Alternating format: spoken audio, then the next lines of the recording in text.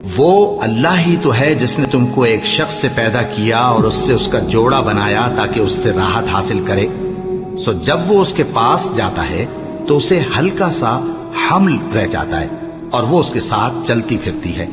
پھر جب وہ بوجھ محسوس کرتی ہے یعنی بچہ پیٹ میں بڑا ہوتا ہے تو دونوں میاں بیوی اپنے پروردگار اللہ سے التجا کرتے ہیں کہ اگر تو ہمیں صحیح و سالم بچہ دے گا تو ہم تیرے شکر گزار ہوں گے.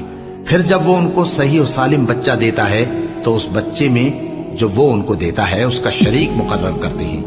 سو جو شرک وہ کرتے ہیں اللہ کا رتبہ اس سے بلند ہے.